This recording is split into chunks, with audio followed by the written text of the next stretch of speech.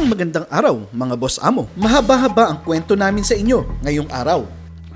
Ipapakita namin sa inyo ang mga barakong aso ko at ang mga babae sa isang vlog. Marami nagtatanong, gaano na daw kalaki si John Wick at gaano na kalaki si Kim? Pagtatabihin natin. Kim, Ipapakita din namin sa inyo ang pagpapakawala namin ng aso para maiwasan ang overexcitement at away. pag medyo demanding, nang tutulak ng gate, di dapat palabasin. Makikita nyo rin ang aking mga aso sa pinaka-natural nilang pamumuhay. Si Victoria umiinom. Dapat daw criminal water. Yan, criminal water yan. At ang mga kulitan namin ng mga aso ko at ako, at sigurado ako na ang iba sa inyo ay maiinis sa mga gagawin ko. Joke lang. Upo siya eh. Higa siya eh. Uy. At sa kauna-unahang pagkakataon ay ipapakita namin ang pinakaunahan na parte ng Phase 2 project ng Supero. Uy, pusang gala oh. Kasasabi ko lang oh. At ang pinakahuli ay ang mga struggles namin sa pagtatanim ng mga halaman at puno habang ang mga aso ko ay malayang naglalaro. O, di ba, imagine mo, pagdating ng panahon, malalaki na itong kawayan na to, tapos to naka-extend na ganyan. Tapos dito may puno pa tayo. O di pwede na silang tumambay dito, tropa. Eto, lalaki rin naman to. Kaya sit back and relax para sa mahigit na 30 minutes na vlog namin ngayong araw. Simulan na natin. Ipapakita namin sa inyo kung gaano kalinis ang Supero. Kaya yan, ang dami kasing puno. So expected natin na maraming dahon. Yan yung mga tuyong dahon. At syempre, si Michael, ayun, sipag-sipag yan. May camera eh, lalo na tong isang to. Nakabali naman ako kahapon. Nakabali kahapon yan. Kaya sipag-sipagan yan ngayon. O, ganyan kadumi ang Supero tuwing Monday. Eto mga boss, oh. Andito rin si Paraluman. Si Paraluman at si Alamid. At kung makikita nyo dito, meron kaming bagong pakulo, no? So gumawa kami ng napakatibay na bakod. Yan, oh. Isang bangga lang to ng mga aso. Pero ang ginawa namin is, binakura namin dahil meron kaming mga tinanim na bamboo. Yan, mga bamboo sa paligid ng swimming pool. Kung titingnan natin, kung i-envision natin yung swimming pool namin, pag ito ay naging successful at hindi kinagat ng mga aso ko, mapapaligiran ng bamboo tong buong lugar na to. Parang ganito ang mangyayari, di ba? Imagine mo, parang meron tayong Supero dog farm with lots of bamboo na nakapaligid sa buong lugar. Kaya yan ang ginawa namin. Titingnan namin kung magiging effective. Halimbawa, itong si Paraluman, nakahiga sa tabi, no? Sa ilalim ng puno, nag-e-enjoy siya dyan kasi malilim, malamig. Mas mag-e-enjoy siya kapag meron ng mga bamboo na ganito kalalaki na nasa buong paligid. Napapansin nyo rin, wala pang mga asong nakawala dahil i-introduce namin sa kanila tong fence na to. I know na isang bangga lang nila dito, wasak to, but with proper introduction ay hindi nila wawasakin to. Bakit? Halimbawa ito, etong tinanim ko na to, wala namang anything, no? Walang anything na support, nakapalibot lang, hindi nila ginagalaw tong nakatanim dito dahil nire-respect nila na with this barrier, hindi nila pwedeng galawin yung nasa loob. Yun yung ine-expect ko na magiging behavior nila sa mga tinanim namin na kawayan na merong mahinang fence. So, pakawala tayo. Pag magpakawala kayo, kailangan hindi excited yung aso. Ito, excited eh. Papababain natin ng konti excitement. Nanunulak pa eh, no? Ganyan. Nanunulak ka, ha? Nanunulak ka. Sige. Lubos. Lubos.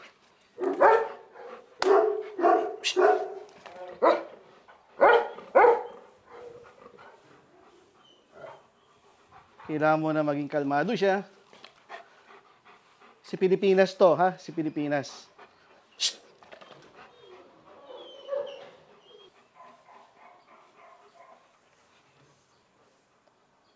Kailangan maramdaman niya na dapat kalmado siya bago siya lumabas.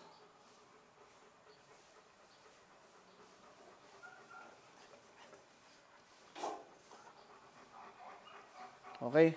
Go. Tingnan natin, baka banggain. Op. Okay. Ayan, tingnan natin. Sige, so doon sila papunta. At naka-observe si Paraluman. Andito rin si Alamid.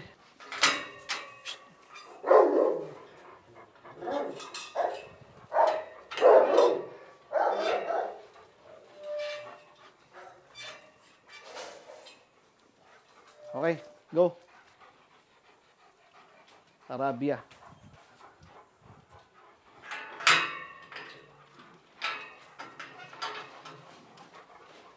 Okay, go. Tala.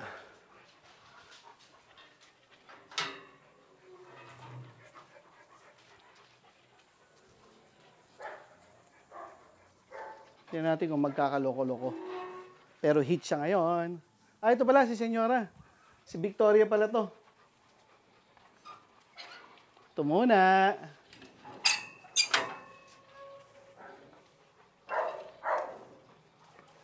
Ay, yung mga Rottweiler pala, no? Hindi nalagay doon, ah. Lakas eh. Talagang aatras ka sa lakas eh.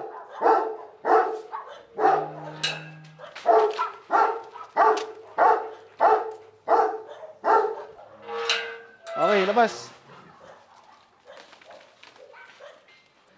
Makikita nyo, hindi nila pinupuntahan, no, yung area. Oh, wala pang lumalapit eh. Walang lumalapit dito. Sana ganun ang gawin nila ng madalas, ano, yung hindi nila talaga pupuntahan, gaya nito. Ayan, oh. Oy, pusang gala, oh. Kasasabi ko lang, oh. Shh! Ay, tagi. Binangga. Ay, putik. Pumunta na. Ay, psst. Sige, sige. Gaya nito. O, di ba? Hindi nakita, o wasak, o. Baluktot yung bakal. Paraluman. Ay, psst.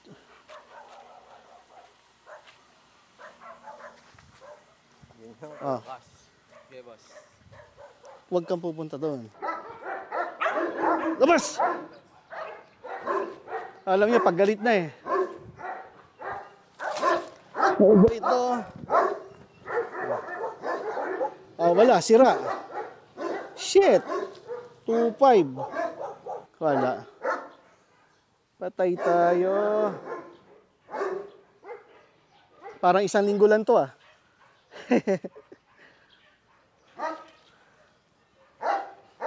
Ito kasi yung dugtungan eh, oh.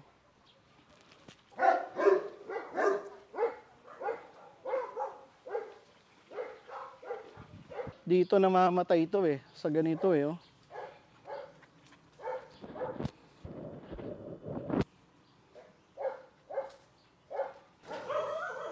Oh, farmer.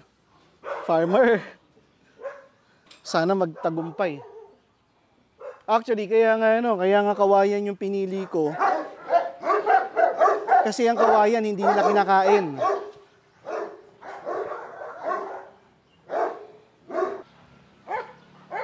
Hey!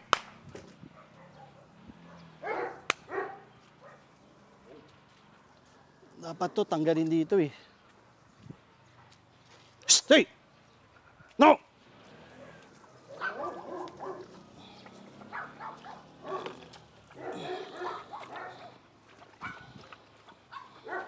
Iniinom pa nila eh, oh. Pwedeng inumin, wag lang kukunin, di ba? Ayan, oh. So, mga boss, oh. Si Victoria umiinom. Bamboo fortified, yan. Sarap ba? Sarap ba? Ito. Gaya nito, oh. Uy. Wag dyan. Isa pa tong may saltik din to eh. Wag lang kayo mag-aaway diyan. Wala nang daan dyan. Sanay kasi si Turkey doon, di ba? Pag ganun. Oo. Ano? Aaway kayo? Ha? Aaway kayo? Joke lang. Upo siya eh. Higa siya eh. Oh. Dapat daw criminal water. Yan, criminal water yan. Okay, so mga 45 minutes nang nakatambay yung mga aso ko. And bukod dun sa sinagasaan ni Turkey yung bakod, hindi na naulit yon. Kaya walang nagkaka-interest dun sa mga kawayan ko na tinanim. More or less, effective yung murang bakod natin. Yung bakod na yan, temporary lang yan. Pag lumaki na yung mga kawayan at naging live fence na yung mga bamboo, tatanggalin na yung wire mesh na yan. Di ba, Rodel? Ganito pag Lunes. Ako, sir. Madahon. Pag Martes, Pag Martes, ganun pa rin. ganun pa rin. Hanggang hanggang Linggo. Oo. Pag nandito ako, masipag, malinis. Ayan o, gaya yan o. Oh, malapit na matapos oh. Wala pang isang araw oh. Ganyan talaga. Sobrang ano lang talaga. Sobrang dahon lang. Sama naman tong dalawa eh.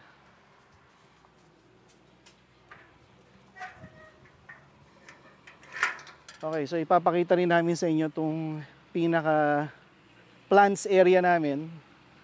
Ito yung maituturing ko na pagdating ng panahon, 1 year from now, dito nyo makikita lahat ng plants na available sa loob ng Supero. At pwede rin kayong bumili ng plants dito. Ito, mga ano pa lang to, ito lang yung mga cuttings namin sa ngayon. But later on, magiging available yan for sale. Ito, mga napabayaan na cactus ni Madam, kasi nag-focus sa baby. Pero later on, papagandahin namin lahat yan. Unti-unti lang. Then dito, nagbabakod kami ng gumamela. Yan. Hanggang dito na yung natanim namin ng gumamela. Tuloy-tuloy yan hanggang doon sa pinakaunang bahagi ng lupa ng Supero. Dito ang magiging future na tambayan ng mga visitors namin. Hindi ko pa masyadong pinapakita pero gusto ko makita nyo para matulungan nyo ako mag-brainstorm kung ano-anong dapat nandito, ano-ano dapat ang ilagay pa dito, ano-ano ba dapat ang maganda para sa inyo mga boss amo. So ito isang diretso to, at least papaano marami na akong puno. So hindi na ako maghihintay na patubuin pa kasi malalaki na sila. Itong mga mahogany na to, balete, antipolo, mangga, siguro pinakamababang edad dito mga 5 years old. Naglalakad tayo sa future, ewan ko kung anong gagawin ko, dog park, cafe, hindi ko pa alam. Yan nga, makikita nyo na maganda yung shades, maganda yung paligid. Si Paraluman tumatae. Hoy, Paraluman! At tinan nyo yung mga aso ko, di ba? Although si Paraluman pa lang at saka si Alamid ang lagi kong kasama dito. Pero pagdating ng panahon, pag nakumpleto na yung fencing, kahit yung mga giants nandito na. So dito, gumamela rin ang ilalagay. Yan. Then sa area na to ay itong pinaka-problema ko mga boss. Kasi dito bumabagsak ang tubig pag malakas ang ulan. Kung meron kayong kakilalang contractor na mura, na quality, pwede nyo kaming i-refer. Baka sakaling magkasundo kami sa price. Paraluman! Yan na, yung dalawang Belgian ko. Kala ko saan na kayo nagpunta. Oy, mabubog pala dito, Bon. Okay, ito yung sinasabi ko na baka matulungan nyo kami sa riprapping. Kailangan i-riprap to eh. Oh. Kasi ito, dito dumadaan ng tubig. Sobrang lakas ng tubig dito. Yan. Ang ganda, no? Tingnan mo, may mga ano pa, oh. Yung mga ugat. Yung ugat ng mahogany. Hindi mo alam, baka sa isang baha, maanod na yan eh. So, pupunta tayo dito sa kabila. Ito, part pa ng lupa ko. Mukha lang siyang basurahan kasi nung unang panahon, dito nagtatapon ng basura yung mga ibang taga dito. Eh, hindi ko pa naman inaayos. Ngayon ko lang naharap na ayusin. Kaya, ganito ang itsura. Okay, grabe. Ano na to? Pero masarap sa paa. Basta walang pako. Oop. Ang lalaki ng ginamit kong bakal, oh. Buta, walang alog. Hindi ko alam kung anong gagawin dito. Pero ito, pinatayo ko to dati. At nasa likod ko yung ilat. So, malapit na sa ilat dahil kinain na ng ilat yung lupa ko. Yan. Anyway, ano pa rin yan? Part of nature, di ba? Kinerve ng nature yung lupa ko. So, it's just a matter of figuring out kung paano i-redesign siya na mapapakinabangan ng tao. At tabing daan yan, mga boss. Tingnan nyo yung daan. Yan, oh.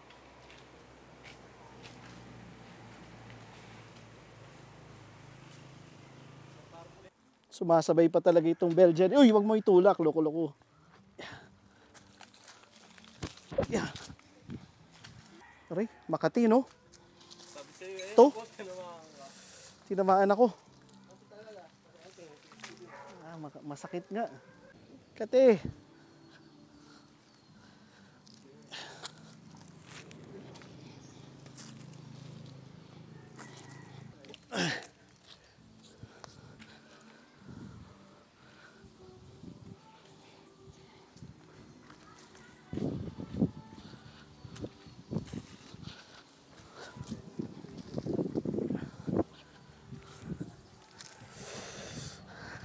Katiboy.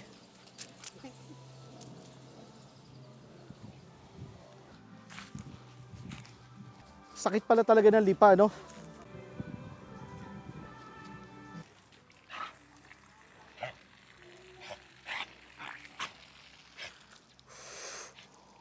Sakit ng lipa. Mga boss, ganito ang itsura ng ng aso na fulfilled, yan, no? Puro putik, di ba? Si Alamid, oh, madiligo na naman to. Oh, gusto tubig? Oh, ayan. Oh, galing kasi kami sa labas. Ito yung si Paraluman. Oh, Paraluman, halika. Oh, puro putik din, di ba? Oh, pero happy sila. Okay, so nandito si Baghari, mga boss. Ito siya. Yan. Oh, matagal nyo hindi nakikita ang aking asong to. Pero actually, pagala-gala lang to dito. Kasama ni Pangarap, then si Diwata and si Asmus. Ito si Buhawi, oh. Buhawi. Halika. Ito, mag-aaway yan, oh. Away. Ayaw. Okay, halika. Alamid, halika. Alamid. Alamid. Yan, ito si Alamid, mga boss. And si Paraluman. Yan, mga magkakasundo yan. Ilalabas natin yung mga barako. Let's go. Unahin natin yung pinakagago. Oh, tatawag-tawag ka pa. Shh. Magra-rush ka kagad, eh, no?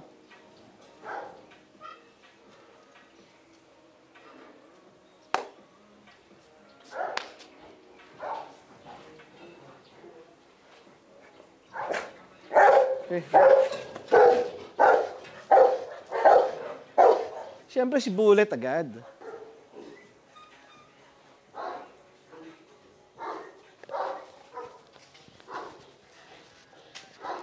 Kailangan na magpaligo talaga, oh.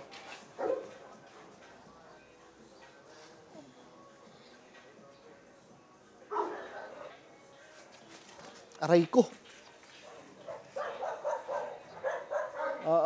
Wag ang aking fence. Fence. Kapag medyo demanding, nang tutulak ng gate, di dapat palabasin. Ayan, dapat hindi. So, yung aking fence. Talagang iniiwasan din nila, eh.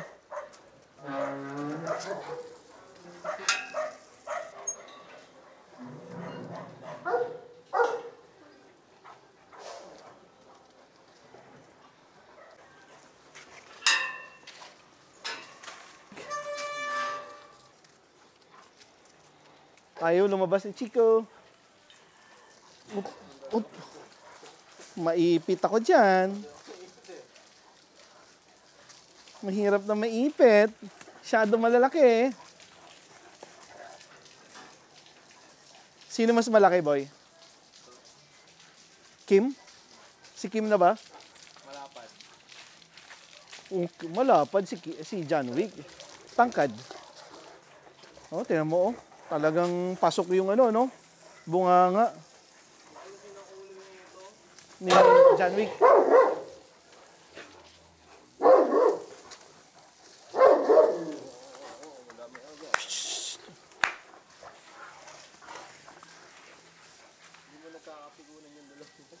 Ay!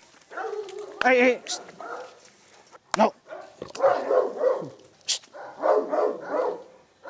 Ayaw bigay, ano? Shh. Ay!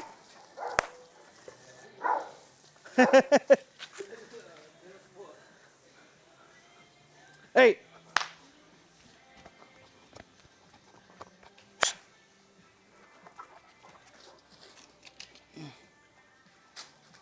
Kala mo, sayang to. Mabubuhay pa ba to? Eh, baka meron pa dun.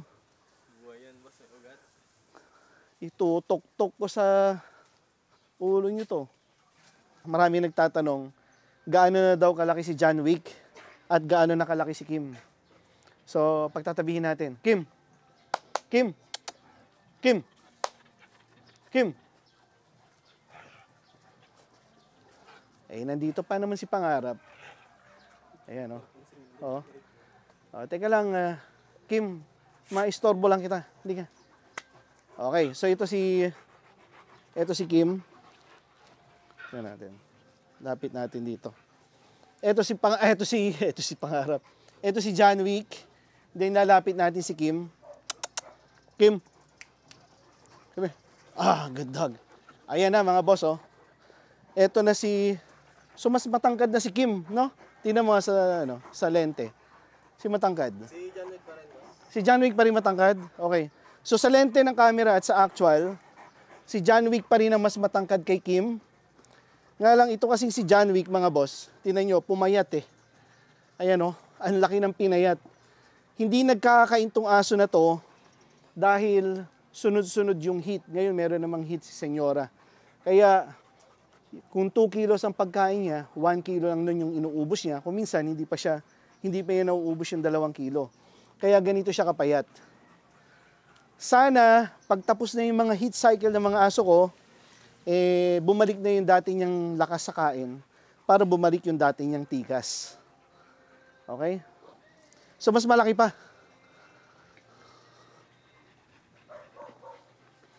Ayan. Ayan o. Ayan o. O, tingnan nyo. So, sa katawan, di hamak na tangke si John Wick. Sa tangkad, mas matangkad pa rin si John Wick. Mas malaki ang ulo ni John Wick kaysa kay Kim. Ayan. But still, dahil nga ito yung mga bata pa, kailangan pa nating hintayin. Kailangan pa nating hintayin na sila ay mag-mature para makita talaga natin yung katawan. Si John Wick ay 20 months old na, or 1 year and 8 months, while itong si Kim ay 12 months. Kaya hanggang 24 months or 2 years old ang maturity ng mga giant dogs. Kaya si John Wick malapit na sa maturity stage, habang si Kim ay meron pa siyang 1 taon para ma-reach niya yung kanyang full potential. Ang kailangan lang dyan mga boss ay ganito, exercise para tumibay ang kanilang mga paa at mag-build ang kanilang muscle, at kailangan nila ng masustansyang pagkain, which is the Supero Raw Dog Food, para ma-reach talaga nila yung full potential. Ito naman si Lakan. Yan o. Si Lakan na ayaw sumampas sa gazebo. O yan mga boss, ito si Lakan, ito si Kim. Mas matangkad si Kim kay Lakan. At mas matangkad si John Wick kay Lakan. Okay? So talagang nasa dalawa lang yan. John Wick at Kim ang pinakamatangkad sa Supero. Okay. So si Lakan ay sa video parang mas matangkad pa sa akin. Pero sa personal talagang malaki tong aso na to. Tingnan mo yan, oh. Tingnan mo naman tingnan mo ang ulo niyan. Oh. At tingnan mo si Alamid. Oh. Friends with Lakan and Kim. Yan, oh, tingnan mo pag nakaganyan, oh. Sinlaki na niya yung tatay at nanay niya nung bumisita ako noon, oh. Oh, laki talaga, oh. Oh. Parang sinlaki na yung table, eh. Alright. At itong update dun sa ating kawayan. Kahit na mahina yung bakod natin, mga boss, Kahit na mahina yan, hindi nila ginagalaw, oh. Walang nasira. Effective. Effective na ang ilagay mo lang na bakod is really the wire mesh. Okay? Di ba? Nakatipid tayo.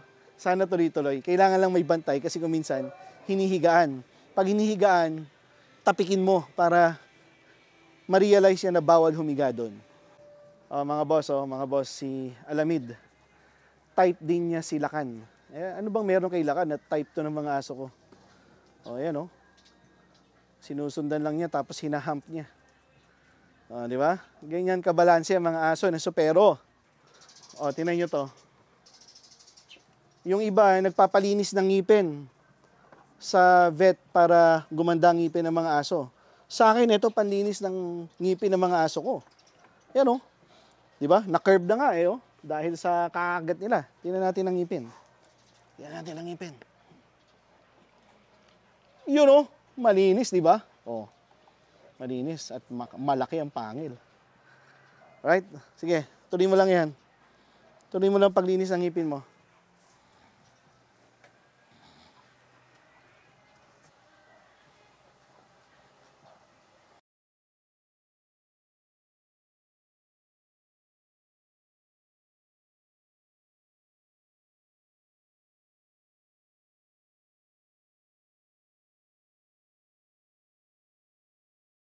Nako, mukhang type ni Lakan si Paraluman, ah.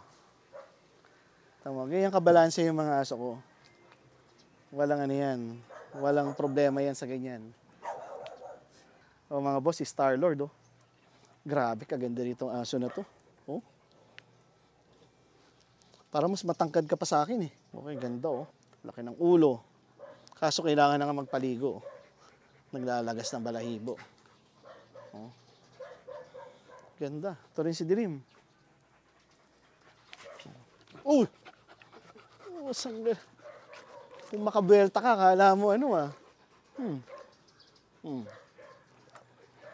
Gusto mo pa ng ano? Ng himas? Okay.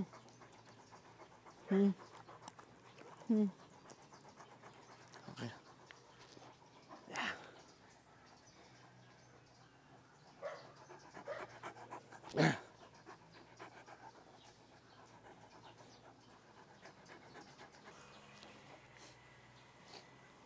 Mga boss, Paraluman, Paraluman in the house. Kasama yung mga barako, di ba? Ilan ang pagkain nito? 900 grams per day ang pagkain nito. At ina-adjust pa namin, pero mukhang sa 900 tataba na siya. Alamid. Eto si Alamid, pagkain nito 800 grams per day. Maganda-ganda na, Medyo feel mo na yung muscle. Pero sobrang active kasi nila, kaya baka magdagdag pa ako after 1 week kung hindi pa rin gaganda ng tuluyan yung katawan nila. Pero ito, goods na ako. Mas maganda na ito kumpara sa dati. Ito mga boss, si Pangarap, yan. Pangarap, Alamid, Paraluman. Away kayo. Away, bilis. May bago ng best friend si Lakan, si Alamid na,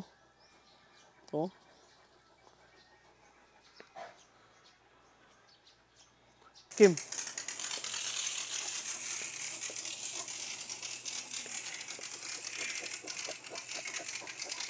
Yan, sa mga lagi nagtatanong sino mas malaki, si Kim o si John Wick. Ayan. Sa ulo mas malaki si John Wick. Sa height, sino mas malaki pag nasa malayo? Si John Wick pa rin. Si John Wick pa rin, mga boss. Kasi pag nasa malapit ka sa kanila, mahirap makita. Dapat lalayo. O yung videographer dapat ang magsabi. Lakan!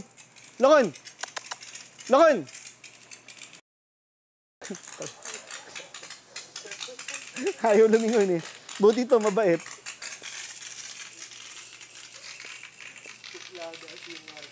John Wick! Come on!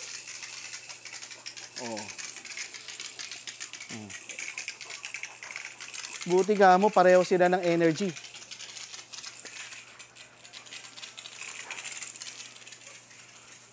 Labo! Come here! Come!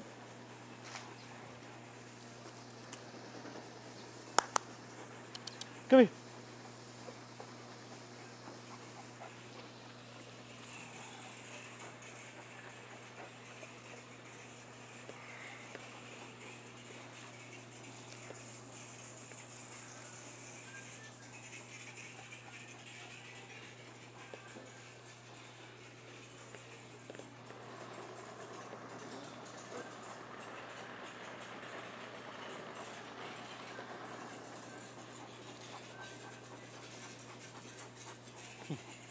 Laki ng pangil eh. Haba pa yun. Tama yan, oh, nagmumukhang malnourished ang kanggal sa kanya. Gwapo yan. Iyon lang po sa ngayon at maraming salamat sa panonood.